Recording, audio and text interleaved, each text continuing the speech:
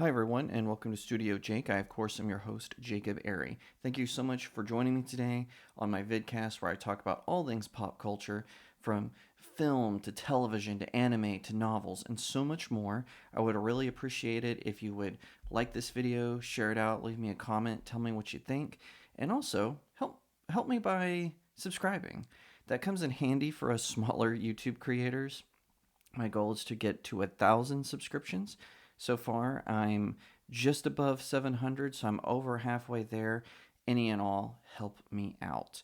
So, one of the things I want to talk about today is Disney just can't stop taking L's. No matter where they're going, what they're up to, what they're doing, they are massively taking some serious L's. Now, this could be adjusted later, but I'm reading from piratesandprincesses.net. Disney stock plunges after Q2 earning calls, so quarterly 2 earning calls. Yesterday was the Walt Disney Company's second quarter earnings call. Ahead of that call, numbers were posted for the company, and while there was some good news regarding theme park numbers and some other things, investors focused on the subscriber loss. Subscribers to Disney Plus, I'm assuming. Disney has lost subscribers for 2 quarters in a row. Analysts expected the company to hit 163.7 million subscribers in Q2, but instead they came in at 157.8, down from 161.8 in quarter one. Disney CEO Bob Iger tried to spin the losses and focus on other topics like their success with cutting jobs. How's that a success? And restructuring or raising the price of ad-free Disney Plus just months after they initiated the cost. However, investors are seemingly focused on the loss as Disney stock started to decline yesterday.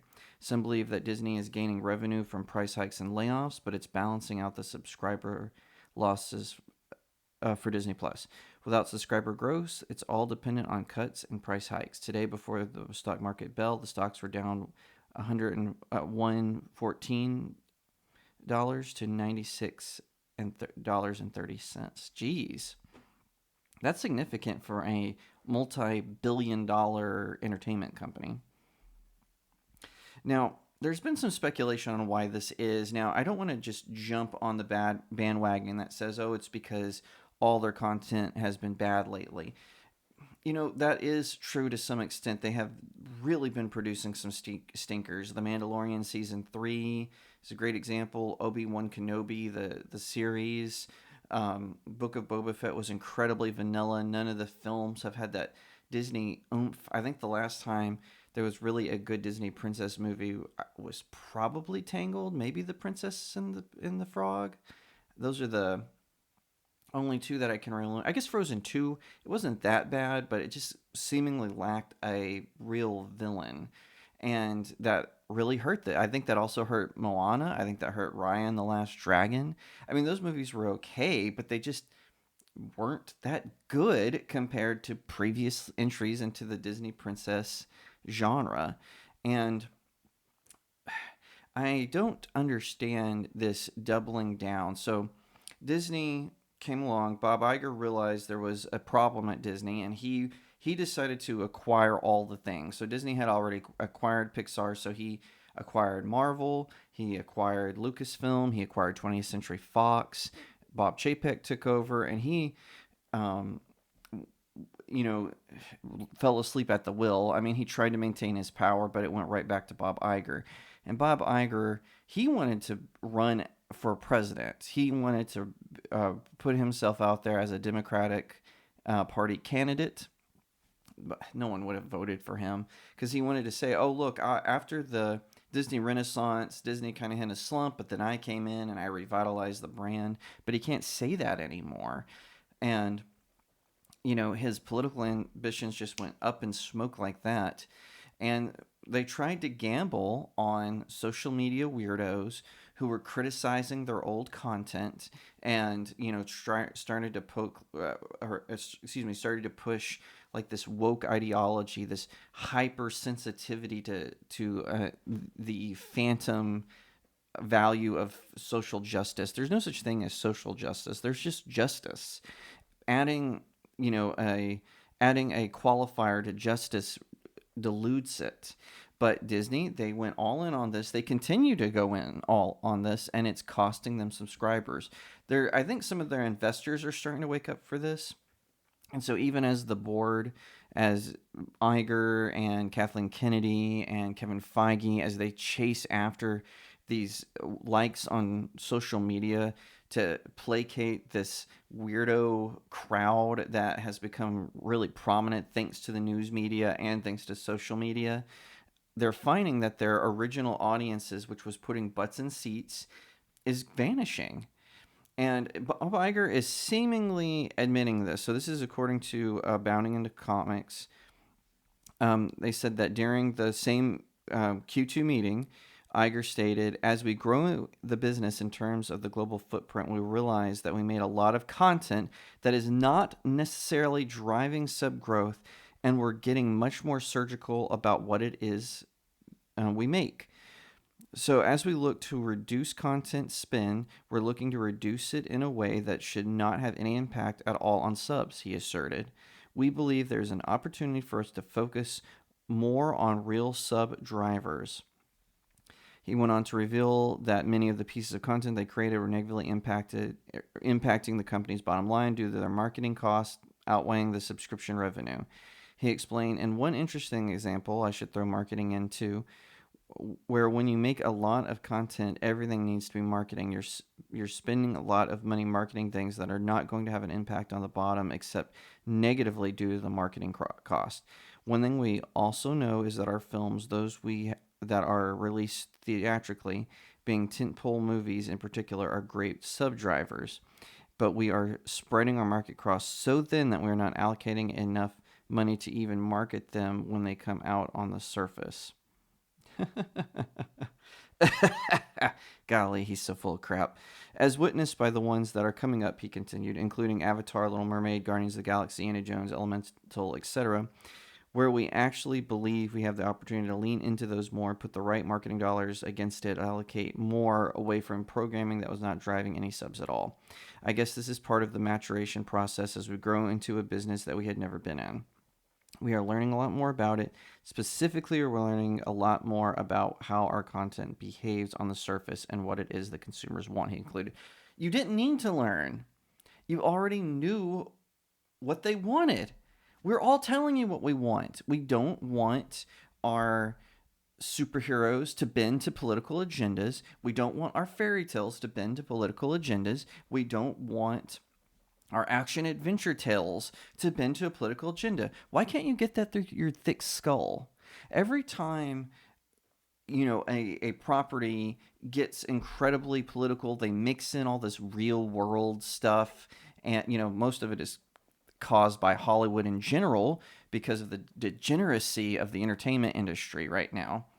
And now they failed so hard. They can't even please these diversity hire writers, these ones that just want to push all the stuff that their college professor threw at them because their college professor lives in a closet and has never ordered a hot dog from a regular person on the street.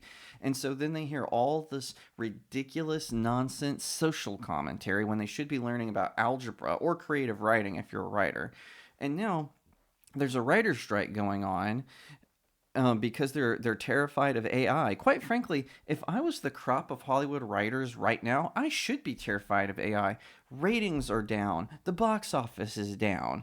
It has been an embarrassment that Hollywood has leaned so hard into this inclusionary sort of atmosphere, and now they're reaping what they sow. I do not feel one bit sorry for the bigwigs in any of these companies. I feel sorry for the people like the janitors, the animators who are working hard day and night to deliver, the company in a positive way. But then they get hurt by these writers who are now throwing hissy fits because, of pay squabbles. Did you know that the average start for a Hollywood writer is 19% more than just a regular person entering a blue collar space?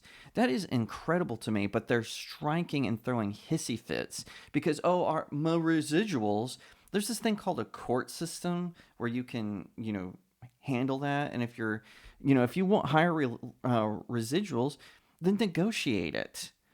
Do what every other business has to do. Every other worker has to go through these things. You're not special because you're in Hollywood or New York City. You're just not. You're a worker, and some of you, I'm sure, are very talented. And Disney, you hired these people. Warner Brothers, you hired these people. Sony, you hired these people. Paramount, you hired these people, and you are reaping what you sow, and you deserve every bit of it. I'm not sorry for you. I don't feel a bit sorry for you.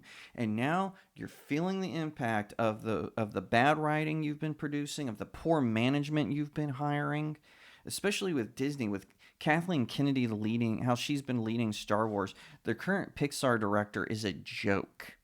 I mean, he's just a laughable joke. They fired the guy who was the director of Pixar, John Lasseter, over a hugging incident. Now he's at a different company. He's going to start making content that he knows the fans want. Now I haven't seen that. I know it's Skydance Animation. I haven't seen Luck. That was their first, feature that he was sort of overseeing. I don't know. I haven't seen it yet. I don't know if it's good or not. But my point is, if Skydance Animation becomes competitive, or Illumination, DreamWorks Animation, they start becoming competitive, it's going to have impact that Disney and Warner Brothers aren't prepared for. They used to be the kings of animation, and now, because of they embraced this woke ideology that says, hey, we're going to put a hyper focus on social justice while promoting these socialistic reforms. Absolutely ridiculous. People go into TV, or they go into film, or looking for an escape, and all you've given them is more of the same, and it's gotten to the point where it's downright embarrassing. So anyway, that's all I want to say about that. I just want to again stress, as you can see, I've got a new setup here. Please be patient with me as I try to figure things out. I'm still working on angles, still working on ways to, hide my wires, stuff like that. My wife, who's also my producer, she did a fantastic job decorating my shelves. We're going to, continue to update, to continue to upgrade the technology. So please be patient with me as I go through this. In the meantime, I hope you subscribe. Thank you so much for watching this video. I hope that you'll give it a thumbs up, that you'll leave me a comment, tell me what you think, that you'll share it out with your friends, and of course, consider subscribing to StudioJake. I cover all kinds of nerd and pop culture topics, including film, television, anime, comic books, and so much more. I hope that you'll also head over to my main website, StudioJakeMedia.com, where I have even more news, views, and commentary. Also, if you'd like to support the channel, head over to my locals page. That's studiojakemedia.locals.com. It's the best way to support me. I'm trying to build a little community there. I have exclusive reviews and articles, so definitely head over there and check it out. And I'll see you next time, right here on Studio Jake.